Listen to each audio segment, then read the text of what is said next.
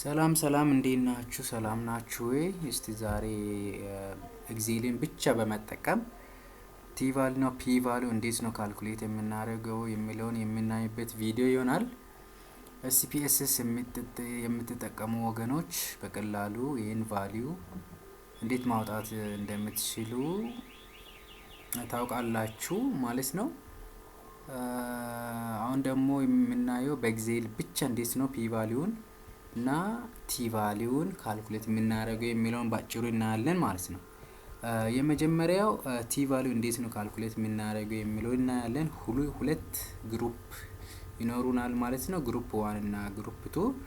የግሩፕ 1 ሚን ቫልዩ እንፈልጋለን፣ ስታንዳርድ ዲቪዬሽን 1 እና ሳምፕል ሳይዙን፣ እንደዛውም የሚን 2 ደግሞ የግሩፕ 2 ደግሞ ሚን 2 ስታንዳርድ ዲቪዬሽን እና ሳምፕል ሳይዙን ከያዝን በኋላ ይህንን ፎርሙላ በመጠቀም ቲ ቫልዩ ካልኩሌት ማድረግ እንችላለን ማለት ነው፣ ኤክሴልን ብቻ በመጠቀም። ሶ ጀነራሊ ቲ ቫልዩ ኢዝ ኢኳልስ ቱ ሚን 1 ማይነስ ሚን 2 ኦቨር አንደር ራዲካል ስታንዳርድ ዲቪዬሽን 1 ስኩዌር ኦቨር ሳምፕል ሳይዝ 1 ፕላስ ስታንዳርድ ዲቪዬሽን 2 ስኩዌር ኦቨር ሳምፕል ሳይዝ 2 በማድረግ ቲ ቫልዩ ካልኩሌት ማድረግ እንችላለን ማለት ነው። ሁለተኛው ደግሞ ፒ ቫልዩ ካልኩሌት ለማድረግ ምንድነው የሚያስፈልገን? መጀመሪያ ካልኩሌት ያደረግነው ቲ ቫልዩ እና ዲግሪ ኦፍ ፍሪደም ካገኘን በኋላ ቀጥታ እነን ፋንክሽን በማስገባት ፒ ቫልዩ ካልኩሌት ማድረግ እንችላለን ማለት ነው። ወደ ሪል ኤግዛምፕል ሲወስዳችሁ ለምሳሌ እዚህ ጋር ሁለት ግሩፕ አለ፣ ግሩፕ 1 እና ግሩፕ 2 አለ። እነሱ ደግሞ ሚናቸው አለ፣ ስታንዳርድ ዲቪዬሽን 1 እና 2 አለ ማለት ነው። በዚህ መሰረት ቲ ቫልዩ ካልኩሌት ማድረግ ሚን 1 ማይነስ ሚን 2 ካልኩሌት እናደርጋለን።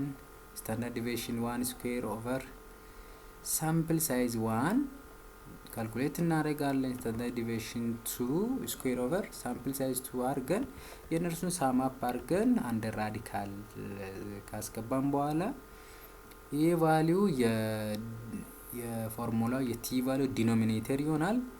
ይሄኛው ደግሞ ሚን 1 ማይነስ ሚን 2 ኑሜሬተር ይሆንና ቲ ቫልዩ ባጭሩ በማካፈል ካልኩሌት ማድረግ እንችላለን ማለት ነው።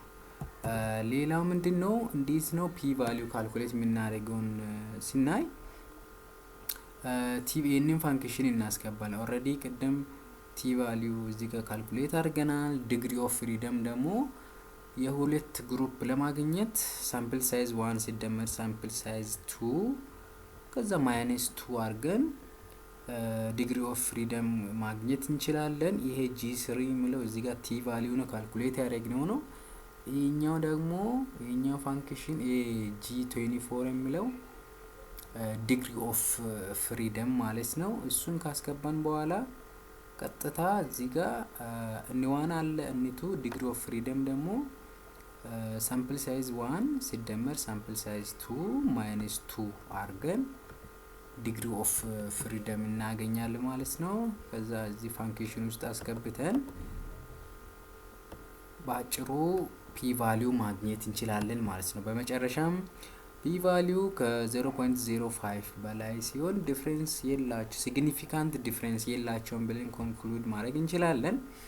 ከዛ በታች ደግሞ ከሆነ 0.05 በታች ከሆነ ደግሞ በሁለቱም ግሩፕ መካከል ሲግኒፊካንት ዲፍረንስ አለ ብለን መደምደም እንችላለን ማለት ነው። የዛሬው ቪዲዮ ይህንን ይመስላል።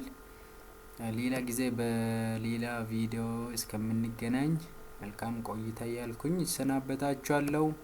ቻው ቻው።